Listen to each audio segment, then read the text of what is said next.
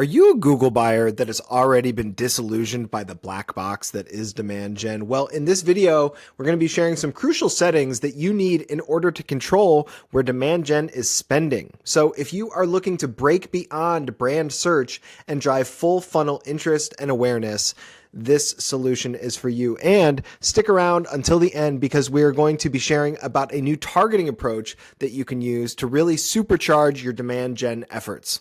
I am Matt, talking to the marketing industry's top talent through the world-class growth agency Jump 450. My guest today is Director of Media Strategy at Jump, Zach Larimer. How you doing, Zach? Thank you for having me. It is a pleasure, as always, to be in the Jump 450 virtual studio. Appreciate that. Zach, let's just jump right in. Talk to me about demand gen. I know a lot of marketers are really disillusioned by this. We're going to be really sort of, I think, unlocking some kind of pro tips for people today, but talk to me about using demand gen for a full funnel campaign. Yes, I have also been one of those marketers that was disillusioned by demand gen. I pride myself on giving Google the benefit of the doubt and trying whatever new tactic, new tool they have just to see if it works. And for a while, demand gen was not one of those that worked at all. But recently, we have found some new exciting ways to drive performance. And that's really leveraging these new channel controls that were in beta that are now open to everyone. That basically allows you to unpack the black box of demand gen. And instead of giving Google full reign to serve these ads across YouTube, Discover, Gmail, you can actually control what placements you're serving. So that creates a really fun opportunity to drive a real full funnel strategy within a single campaign for demand gen. Something we've started doing is using these channel controls to have a YouTube only ad group with creative that's really going after kind of like a cold audience who's not aware of a brand, really just focused on cold audience YouTube creative testing. And then we'll have Discover Gmail ad group kind of for that like mid funnel consideration, again, with specific creative tied to that audience. And then a Gmail only ad group just serving remarketing. And when you do this all within one campaign, you're able to kind of consolidate all of those conversion learnings because demand gen needs so many conversions to actually optimize. And it allows you to scale and really test those different funnel stages all within one campaign. Yes. So if you are a cynical marketer out there who's just like, oh, these guys are peddling the next tool or campaign type from Google, let's just clear the air and say we don't work for Google.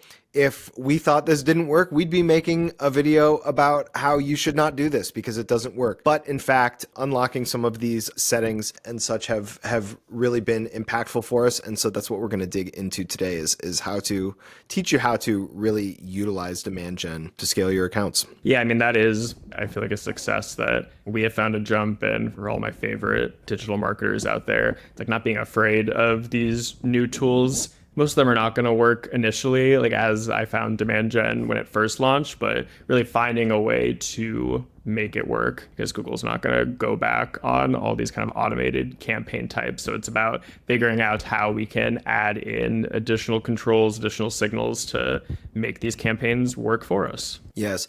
And if you are looking for more actionable solutions like this to scale your digital marketing efforts, subscribe to the channel. We come back with new episodes every week talking to the industry's top performers like Zach. Zach, take me into these settings. Let's talk about what we've figured out here. Yeah, so demand gen at launch was a very interesting campaign type. The kind of the history, right? Google came out with PMax, which is sort of the one campaign type to rule them all that we've talked about a lot on this podcast.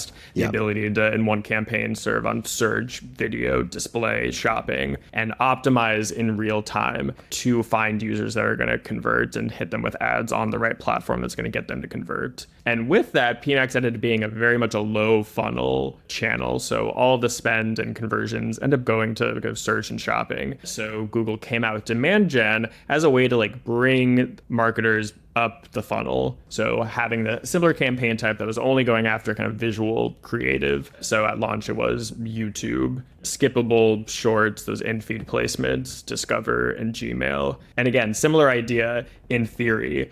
give us all of your creative in one campaign, and the algorithm in all its infinite glory and wisdom is going to find the right ad placement to get a user to become aware of the brand and then actually convert. And what I and a lot of other advertisers and marketers found in these tests is that it was very hit or miss whether Google was actually allocating the spend appropriately. I found in a lot of my tests that I would launch a demand gen campaign and all the spend would go to one campaign type. It would all go to like in-feed placements and all this amazing YouTube Shorts creative that the team built just didn't get any spend, or go to all to in-stream, no in-feed spend. So it was really impossible to kind of test winning concepts and find one that can scale. So with these channel level targeting, it really just opens up the door to do more creative testing. So that's how we have really approached these new controls, is having like a YouTube Shorts ad group, sometimes even a whole YouTube Shorts campaign that just allows us to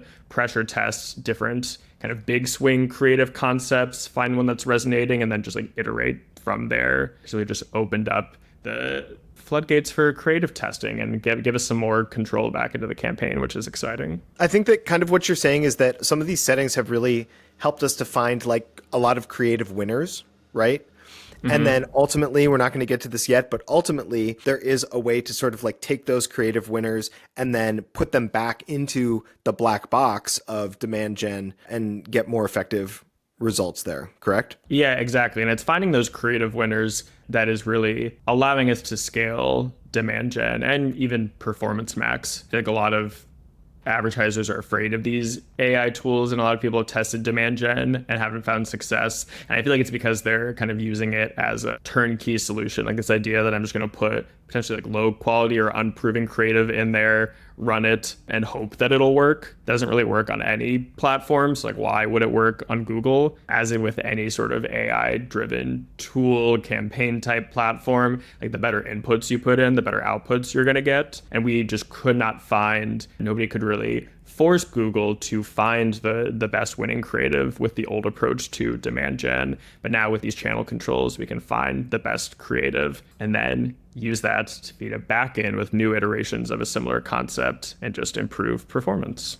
Great. So Zach, can you take me into the weeds here with these settings? What can you tell me? What settings should I be using? Where do I start? You know, imagine that I am this cynical, disillusioned Google media buyer who already does not believe you. Where do I start? Yeah, well, what's really fun about this is whether you're a seasoned media buyer or even you, Matt, who I don't think has ever actually media bought on Google, I think you could find these settings because you really just go into the ad group, click ad group settings, and then it's right there. There's actually like a fun little green beta button, so you really can't miss it. And you can go through and basically how the setting works is you can choose to run demand gen the previous way where there's no controls, let Google spend wherever, or you can specifically select one or multiple ad groups. What are multiple placements within that ad group? So we would recommend kind of starting really just with one placement at a time, again, just to find the best creative for those placements. And then when you find winners, you can then scale that out. So I have some clients where Shorts creative is just doing really well. So in those top performing campaigns, I just only am targeting Shorts. So is that where you would say to maybe start, is if you're going to be just targeting one placement to begin with, is Shorts kind of the best place to start? It really depends on the product and the brand and kind of like the quality of your creative. So I would actually say to start, ideally, if you have all of the creative resources at your disposal, kind of do small tests within all of them. Because like I said, I have some accounts where even the Gmail prospecting is working really well. Others where YouTube in-stream, sometimes it's feed, sometimes it's Shorts. So I like to say it's better in these early stages, if you don't know what works, just to kind of try testing them all, and you'll pretty quickly be able to see what is kind of like catching spark, and then just kind of double down on there. Zach, give me like a bare minimum budget that I'm putting towards each, right? Because I'm already just feeling like Google's just trying to drain my budget here, right? So now you're saying, well, just try them all. I'm kind of like, well, feels like maybe a little bit more of the same. No? Nah, yeah, you need $1 million a day, Right. otherwise it's not going to work. No, you can really start with any size budget, and it's a challenge, but also kind of a benefit within demand gen. Demand gen I said earlier, it needs a lot of conversions to work. I think the actual number that Google says is it needs about 70 conversions in a monthly period to like fully optimize. So you can back into that with whatever your CPA, your cost per acquisition goal is to assign a monthly budget. But if you really are just wanting to start, really like any daily budget would do, because really we're just trying to figure out what placements are showing strong engagement to start, to like give us a sense of like, is this placement, is this platform, like could it work for your brand and the creative that you have. Okay, great. So now I've tried out the beta. I've tried some different settings. I've tested my creative, and now I'm really finding what's working. Talk to me about taking those winners and then scaling them through the black box of demand gen. Yeah, I think it's interesting because whenever a platform gives us like an iota of control, I feel like everyone gets excited to like get back to like 2010s media buying of this like crazy segmented approach. And these channel controls are still new and demand gen is still new, but I don't think that is the end result of this. I don't think we're all going to go back to having hundreds of campaigns going over different placements. Like the way the platform works, like consolidation like does work. So where we're seeing success is really when you use those channel controls, finding proven concepts for those placements. Then the hope and the ideal is that you can then scale that back out into kind of the traditional way of running demand gen, which wasn't working before because we couldn't find the right creative, but use those channel controls to find the best performing creative for each placement, and then put those into kind of a winning campaign, like a winning top proven creative campaign, and then scale it that way. So if I was unhappy using demand gen previously because it's saying that it's going to put it in all of these different placements, and then I'm finding really it's just kind of putting it into one placement. How have things changed now? Because so now you've told me now I'm working with the beta, I'm using all the different settings, I found what creative works, but now you're telling me to put it back into the AI basically. How do I know that it's not just going to take that creative and just put it into one place? That is a great question. And my answer would be that it might do that. The idea, though, and what often happens is when you have creative that performs well, the platform is more likely to allocate it fairly, just because you don't have like a stinker creative that just doesn't work on shorts, and so it doesn't try to allocate the spend there. So again, ideally, it will perform as expected and it'll launch this creative across all the placements. But if it doesn't, the benefit is you can just go back to the channel controls. And if you have all this proven creative that like your winner on Gmail and Shorts and Discovery, and you put all that in one campaign, and you find that big super campaign still isn't spending your winning creative on Gmail, then that's the benefit of keeping some of those channel controls out there, because it'll allow you to push more spend across that placement. Gotcha.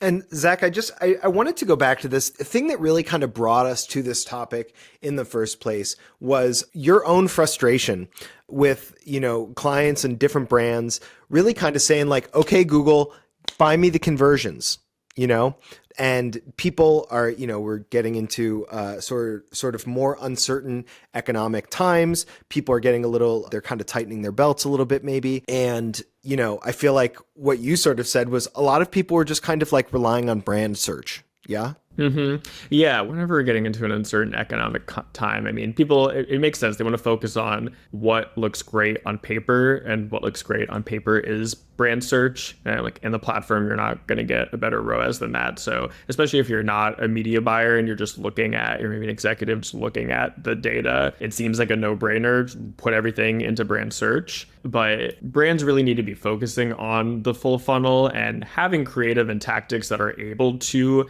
actually like create that demand instead of just capture it. And to do that, you really need to test different creative angles. Like if I have a skincare brand, for example, like figuring out, is it like the efficacy of my product, like showing that it works really well? Is it like the social proof? Is it like the fun nature of the brand? Like it just is a great experience putting it on. All of these creative tactics that most marketers just really are just using Meta for, and then Google is just for brand search. We can do all that same creative work using search data and different Google audiences within Google. I think that people just have it in their head that Google is just brand search shopping, especially for e-com, maybe some non-brand search if we're lucky, and they're just afraid to test into these other upper funnel tactics. So I'm hoping that these channel controls and the ability to pressure test and hopefully get some more data back from the platform will make advertisers more comfortable with the mid-funnel within Google. Yes. So don't just sit around twiddling your thumbs waiting for the AI overlords to tell you what you should be doing instead of running your ads on Google. Be like us. Try to stay on the cutting edge of all of these campaign types, these features, these tools that they're coming out with. You don't have to drain your budget with them, but I think that, you do have to test them because that's the only way that we innovate. Zach, take me home here with this thought on lookalike audiences.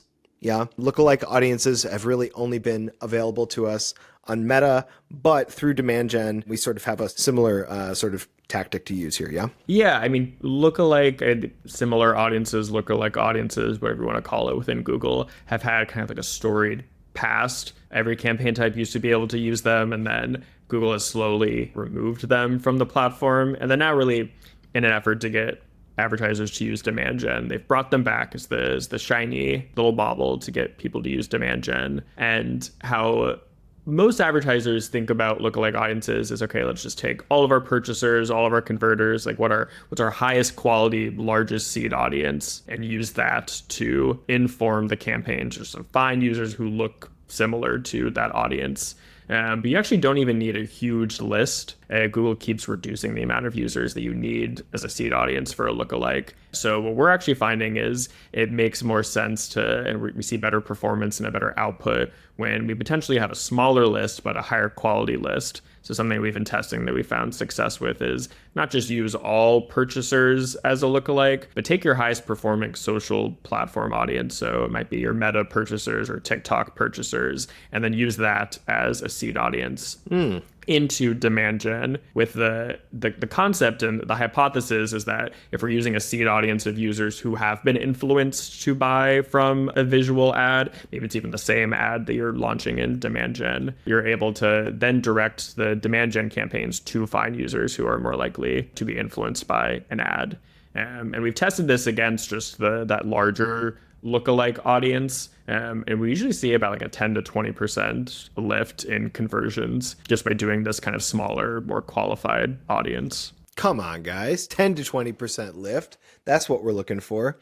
So just to recap a little bit, demand gen does not need to be this black box that keeps your hands off of everything, all of your campaigns here. Get into those beta settings, test all the placements, find creative winners, and then use demand gen's AI to scale them. Zach, anything else that you wanted to leave us with today? I think that covers most of it. I guess I'll just say with all of these the idea of upper funnel in Google, I find that advertisers don't really know how to measure it effectively. And again, it gets back to this idea of just brand search just looks so great in the platform. Some of these like upper funnel YouTube tactics might not look great in last click. So I just encourage everyone to find kind of alternative measurement solutions. And it doesn't have to cost a lot of money. You can kind of scale it based on how you are operating as a business. Kind of like the lowest tier to that is using Google's own kind of brand lift, search lift studies attached to the campaigns just to see if you're getting a lift.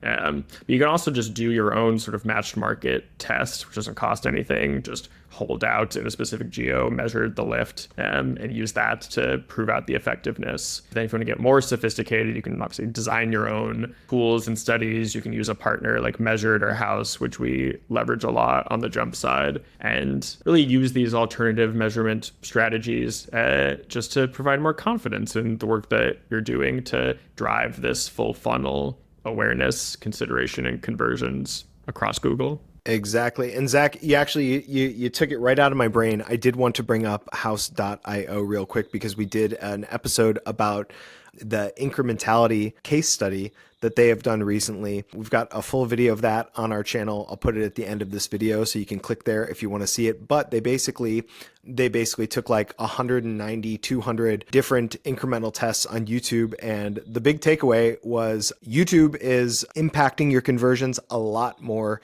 than you think that it is. And it's all because, people are measuring on last touch attribution, I think. And, YouTube isn't really a great spot for that because people are getting super involved in what they're watching. And so they might not be clicking or interacting with your ad right then, but that doesn't mean that it's not influencing their purchase. Zach Larimer, Director of Media Strategy at Jump 450. Thanks so much for being with me today, man.